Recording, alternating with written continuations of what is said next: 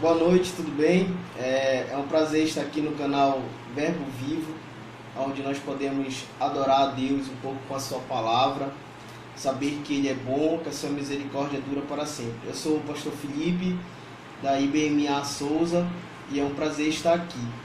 Que nessa noite você possa abrir o seu coração para deixar o Espírito Santo falar com você, amém? Vamos fazer uma oração para que o Espírito Santo nos ilumine e nos direcione nesse momento. Senhor Deus e Pai, nós nos submetemos a Ti nessa noite, nos humilhamos, nos prostramos, Senhor, porque sabemos que sem Ti não somos nada.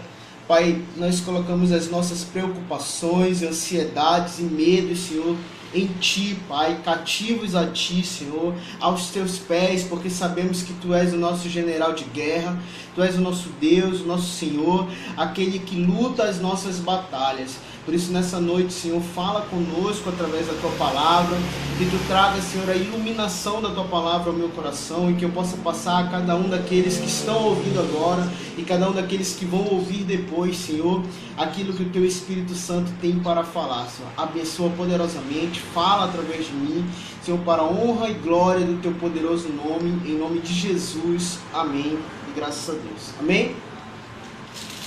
O tema da palavra de hoje é Seja Forte.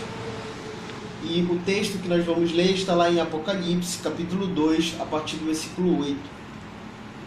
E ao anjo da igreja de Esmina escreve estas coisas. Diz o primeiro e o último, o que estava morto e está vivo.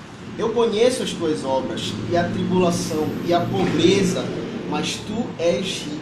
Eu conheço a blasfêmia dos que dizem que são judeus e não são, mas são sinagoga de Satanás. Não temas essas coisas que tu sofrerás. Eis que o diabo lançará alguns de vós nas prisões, para que sejam tentados, e tereis tribulações por 10 dias. Seja fiel até a morte, e eu te darei a coroa da vida. Aqueles que têm ouvido, ouçam o que o Espírito Santo diz à igreja. Aquele que vencer não será ferido pela segunda morte. Amém? Bom, essa palavra ela já diz tudo, ela é poderosa em si, nós não precisaríamos de nenhuma explicação a mais, porque é uma palavra diretamente de Jesus para uma igreja.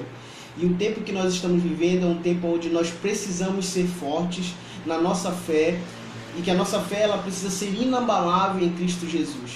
E é interessante que Jesus ele estava falando para Esmirna, uma igreja que era perseguida, uma igreja que pessoas elas eram até queimadas vivas dentro de bezerros de ouro.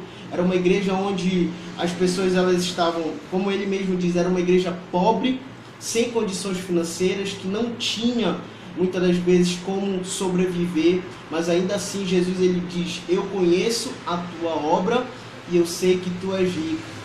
Isso nos mostra que diante dos nossos olhos, às vezes nós podemos definir uma pessoa como rica, como pobre, mas só o Senhor sabe o que é importante e o que tem valor. Diante dos olhos de Deus, talvez você seja um homem mais rico da face da terra. Diante dos olhos de Deus, talvez você seja um homem mais valoroso, cheio de valor, porque você observa a sua palavra e você é fiel nas tribulações. A palavra que nós lemos, ela começa dizendo: eu conheço a tua tribulação. E é muito interessante saber disso, saber que Jesus conhece todas as dificuldades, lutas e tribulações que nós passamos. Isso é saber que nós estamos seguros em um Deus que não está aquém daquilo que nós estamos passando, mas ao contrário, Ele nos ama, e por nos amar, Ele sabe cada dificuldade que nós passamos e cada situação que precisamos enfrentar. Em Tiago capítulo 1, versículo 12, a palavra de Deus diz: bem-aventurado o homem que suporta a tentação, porque quando for provado, receberá a coroa da vida, o qual o Senhor tem prometido aos que o amam.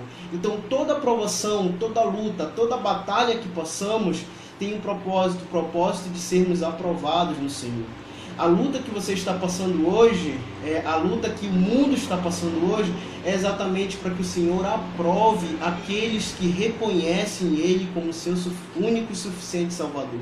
O Senhor quer te abençoar. O Senhor quer derramar da sua graça, da sua glória e do milagre sobre a tua vida. Mas você precisa entender que essa tribulação que você está passando é porque o Senhor quer te aprovar.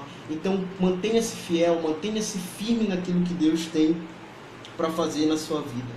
A passagem ela continua dizendo: nada tem mais das coisas que há de padecer.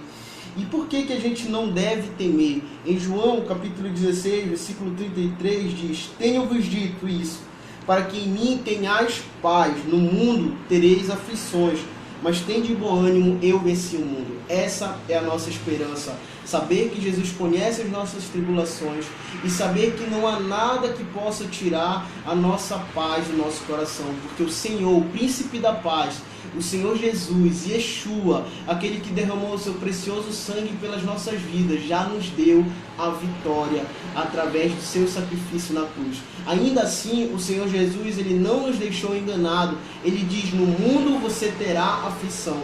Ele não mentiu para mim e para você, ao contrário, ele foi verdadeiro. E através dessa palavra, ele nos diz: mantenha-se firme, continue, seja forte, não desista. Gálatas 6:9 diz: portanto, não cansemos de fazer o bem. No momento certo teremos uma colheita de bênçãos se não desistimos. Ou seja, nós precisamos estar constantes em fazer o bem, constantes em sermos exemplos, constantes em apresentarmos o bom perfume de Cristo, Senhor, em nossas vidas. E isso é maravilhoso, isso é bom, isso é agradável.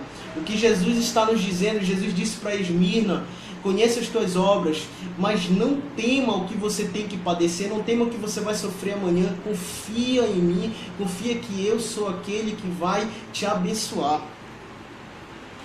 Continua dizendo: por 10 dias. E ele diz assim: para que sejais tentados e tereis uma tribulação de 10 dias. Muitas das vezes o que o inimigo ele atua e gosta de trabalhar na mente do cristão é exatamente a ansiedade. É trabalhar aquilo que tentar afagar a nossa fé, tentar apagar a nossa fé através da ansiedade. Quanto tempo vai durar essa tribulação? Quanto tempo eu vou passar por isso? Quanto tempo isso vai acontecer? Quanto tempo vai chegar a minha bênção? E não nos compete saber nem tempo, nem eras e nem épocas. O que nos compete é ser fiel durante esses 10 dias. Quando Jesus ele dá essa mensagem para Esmirna: olha, vocês vão passar por uma tribulação de 10 dias. É claro que não era apenas literal aquilo, mas era um tempo onde Jesus estava passando: olha, vai ter um final.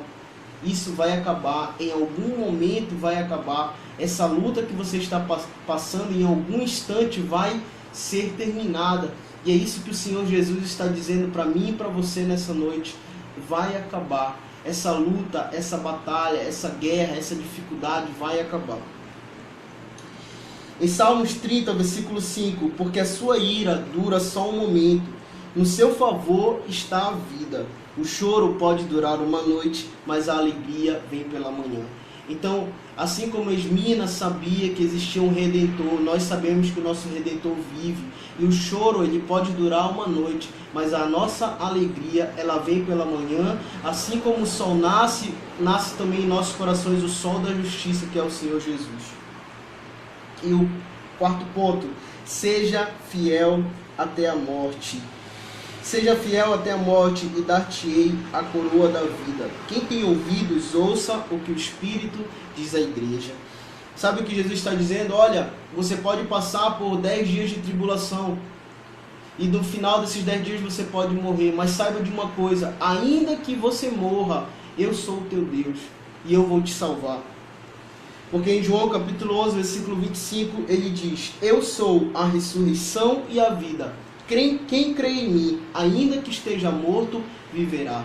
E essa é a nossa esperança. Não há nada que o inimigo possa fazer conosco que não está no controle das mãos de Deus. E ainda que a gente morra, a gente viverá em Cristo Jesus. Ainda que as batalhas se levantem contra nós, ainda que seja o pior, Deus está no controle e guardando as nossas vidas. Por isso eu quero deixar essa palavra para você. Saiba que essa tribulação vai passar, saiba que essa luta vai passar e que não há nada que está fora do controle das nossas mãos.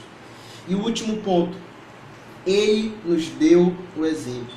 E no versículo 8 que nós lemos diz assim: e ao anjo da igreja em Esminas escreve, isto diz o primeiro e o último, o que foi morto e reviveu. Ele nos deu o exemplo. Ele morreu na cruz. Ele pagou um preço pelos nossos pecados. Ele andou por essa terra, sofrendo o que nós precisamos sofrer, lutando contra o pecado. Ele foi morto, mas Ele ressuscitou, Ele reviveu. E essa é a nossa esperança, saber que Ele morreu, mas que ao terceiro dia Ele ressuscitou e nos deu a vitória através do seu sangue derramado. Por isso não há nada que seja difícil demais para o nosso Deus.